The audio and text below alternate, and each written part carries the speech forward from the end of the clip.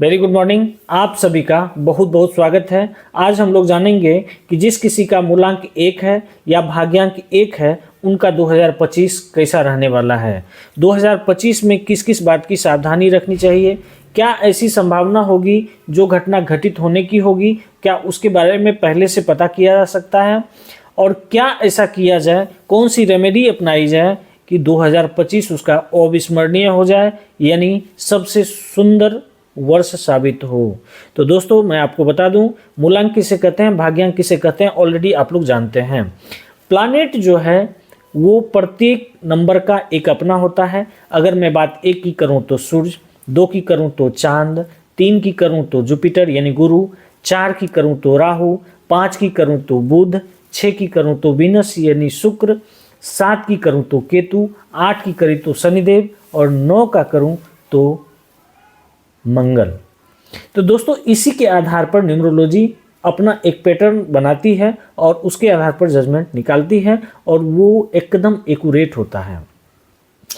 तो जिस किसी का मूलांक यानी जिस डेट में आप जन्म लिए हैं उसको जब सिंगल डिजिट में आप लाते हैं तो वो अगर 1 आए, 10 आए या फिर 19 आए या फिर कितना आए 28 आए तो मूलांक 1 होगा। इसी तरह भाग्यांक क्या होता है, जब डेट मंथ ईयर तीनों को आप जोड़ देते हैं और उसको सिंगल डिजिट में आप लाते हैं, अगर वो 1 आता है तो आपको समझ जाना है कि मेरा भाग्यांक 1 है। तो मूलांक 1 हो या फिर भाग्यांक 1 हो, दोनों से रिलेट होगा ये सारी प्रेडिक्शन जो अब हम बताने वाले हैं।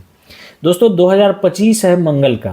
कैसे है कि आप 2025 को अगर जोड़ेंगे 2025 तो ये 9 आता है और 9 रिप्रेजेंट करता है मार्स को अर्थात मंगल को। मंगल एक अग्नि तत्व की राशि है।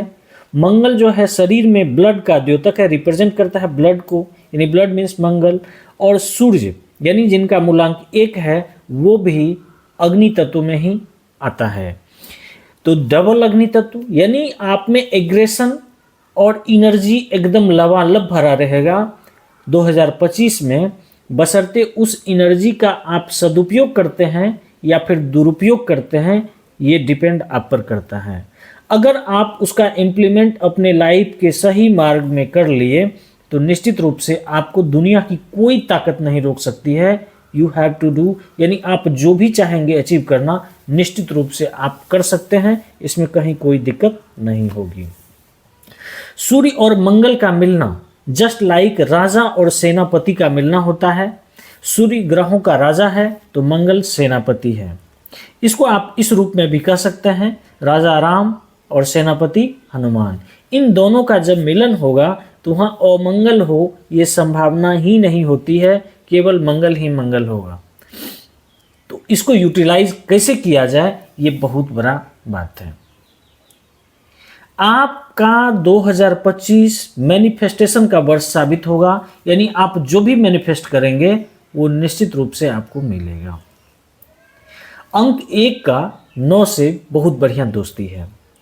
आप किसी के मोबाइल नंबर में 91 या 19 का कॉम्बिनेशन देखते हैं तो उस इंसान की कुछ विशेष क्वालिटी होती है। वो करेजियस होते हैं, वो काम करने से नहीं डरते हैं, मेहनती होते हैं और वो इतना हिम्मत वाले होते हैं कि वो जिसका टारगेट लेते हैं शुद्ध और सात्विक ढंग से उसको प्राप्त कर लेते हैं अपने मेहनत के आधार पर।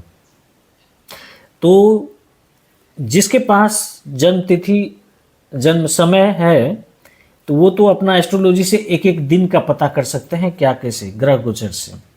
लेकिन जिनके पास समय नहीं है, केवल जन्म तिथि है, तो वो न्यूमरोलॉजी के आधार पर अपना जीवन बहुत बेहतरीन बना सकते हैं। अब देखिए 9 है तो 9 हनुमान जी को मतलब जो है रिलेट करके देखा जाता है। हनुमान जी की सबसे बड़ी क्वालिटी क्या है और एक सूर्य है तो इसकी सबसे बड़ी क्वालिटी क्या है मैं आपको बता दूं। 2025 हो, 26 हो, 27 हो या 24 हो, 23 हो, 22 हो, कोई भी हो जिसका मूलांक 1 या भाग्यांक 1 है उसमें लीडरशिप का गुण कूट कूट के पहले से भरा हुआ है। वो कहीं भी जाएंगे तो अपना छाप छोड़ेंगे ही। वो अंधेरे में भी जाएंगे तो एक प्रकाश का काम करेंगे, ये उनकी छवि होती है, इनका व्यक्तिगत पहचान होता है। वो पंक्चुअल होते हैं, कंटिन्यूटी में उसकी मुकाबला किसी से नहीं की जा सकती है, ये बात सत्य है। लीडरशिप का गुण इस तरह से होता है, कहीं भी जाएंगे तो लीडिंग रोल में ये रहना पसंद करते हैं, किसी काम से नहीं घबराते हैं। लेकिन यहाँ जब दो एनर्जी एक साथ मिलेगी, हो सकता है आपको ईगो हो। आप जहाँ भी जाएंगे आपको प्रतिष्ठा की ज़रूरत होगी, आपको प्रतिष्ठा मिलना है ऐसी आपकी अपेक्षा होगी, और अगर थोड़ा सा आपको कहीं से अनादर हो गया तो दिल पे उस चीज़ को आप लेंगे, फिर उनके प्रति जो है आपका नेगेटिव थॉट क्रिएट होता जाएगा। फलस्वरूप आप जहाँ जा रहे थे वो रास्ता अवरुद्ध हो गया। इस बात का विशेष सावधानी आपको रखना पड़ेगा, क्योंकि ईगो जो है आपका सबसे बड़ा दुश्मन 2025 में होना है। ईगो से ई अगर हटा देते हैं तो निश्चित रूप से आपके गोइंग यानी गो, ई हटा आपका जाना शुरू। तो किसी भी आधार पे आप अपने पास ईगो को नहीं आने दें, तो ये आपके सफलता का मूल मंत्र होगा। ईगो आया, आप डिस्टर्ब होंगे, आपकी गति अवरुद्ध होगी, आपका गति रुकेगा। ईगो किसी भी स्थिति में नहीं आना चाहिए। देखिए, दो फायरी प्लैनेट जब आपस में मिलेंगे तो एग्रेशन होना है। इस बात का विशेष ध्यान रखना पड़ेगा कि एग्रेशन हो, लेकिन ऐसा एग्रेशन ना हो जो हम जहाँ कहीं जाना चाह रहे हैं फिर वो रास्ता अवरुद्ध हो जाए। तो पहला तो हो गया ईगो। दूसरा हो गया एग्रेशन पे कमांड करना है। जब दो फायरी प्लैनेट आप पर रूल करेंगे, निश्चित रूप से आपके शरीर में पानी की कमी नहीं होनी चाहिए। अग्नि क्या करता है? पानी को सुखाता है। तो शरीर में जल की मात्रा आपकी कम नहीं होनी चाहिए, इसका भी विशेष ध्यान रखना पड़ेगा। पानी पर्याप्त मात्रा में आप पीते रहें पूरे साल तो ज़्यादा बेटर होगा। जब दो फायरी प्लैनेट आएंगे, अगर वो निगेटिव होगा तो बीपी अप एंड डाउन भी हो सकता है।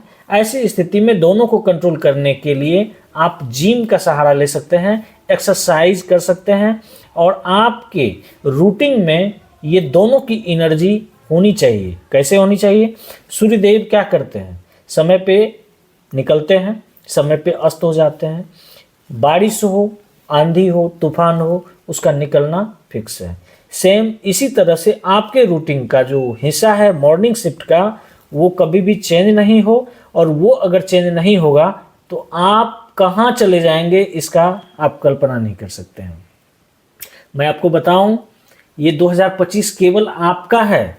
आप अगर इसको बढ़िया से इम्प्लीमेंट करते हैं तो जहाँ राजा और सेनापति का मिलन होगा वहाँ केवल जीत होगी, और दोनों सात्विक ग्रह हैं। इसमें कहीं कोई मतलब बहुत एस्ट्रोलॉजर कहेंगे मंगल पापी ग्रह होता है। पृथ्वी को मंगल का उपाधि दिया है, जिसके गोद में हम पलते हैं, वो पापी ग्रह कैसे हो सकता है? एस्ट्रोलॉजी में कहा जाता है मंगल जहाँ बैठते हैं उसके चौथे घर को एक्टिव कर देते हैं, चाहे वो कोई भी घर हो। तो इस बात का विशेष हमको ध्यान रखना है। दोनों की एनर्जी को आप अगर कमांड कर लेते हैं, अपने लाइफ में इस तरह से इंप्लीमेंट कर लेते हैं। मंगल क्या है? मेहनत कराता है। तो मेहनत से आप डरे नहीं, सिंपल सी बात है, आपके पास एनर्जी कूट कूट के भरा रहेगा ही। आप एनर्जी को किस रूप में इंप्लीमेंट कर रहे हैं वो आप पर निर्भर करता है। अब आता है कि पर्सनल लेयर। एक तो आप जान गए कि मूलांक के आधार पर जब 9 मिलेगा तो क्या होगा। दूसरी बात है कि इसके और डीप में जाने के लिए आप तीसरे ग्रह जिसका इफेक्ट आपके लाइफ पर पड़ेगा, तो उसके लिए आप पर्सनल ईयर निकाल लिए। पर्सनल ईयर कैसे निकालेंगे? आपका जो डेट होगा वो डेट देंगे, मंथ देंगे, और ईयर में 2025 देंगे। उस टोटल को जोड़ेंगे, उसका जो सिंगल डिजिट आएगा उस पर भी काम कीजिए। देखिए 2025 आपके लिए यादगार बन जाएगा। आलस अलबेलापन का शिकार नहीं होना है। पूरे साल में आपके पास आलस का थोड़ा सा भी जगह नहीं होना चाहिए, क्योंकि जहाँ अंश होगा वहाँ वंश बनेगा। तो अंश अगर आया तो वंश बनना निश्चित है। और आपका रूटीन कम से कम मॉर्निंग शिफ्ट का इतना सुंदर होना चाहिए, इतना एनर्जेटिक होना चाहिए कि ये वर्ष आपको मतलब जीवन का सबसे सुंदर वर्ष साबित होगा। मिलते हैं। अगर कोई और आपको मतलब इस टॉपिक से रिलेटेड क्वेश्चन हो तो आप कमेंट कीजिए, निश्चित रूप से रिप्लाई करेंगे। मिलते हैं नेक्स्ट टॉपिक पे। धन्यवाद।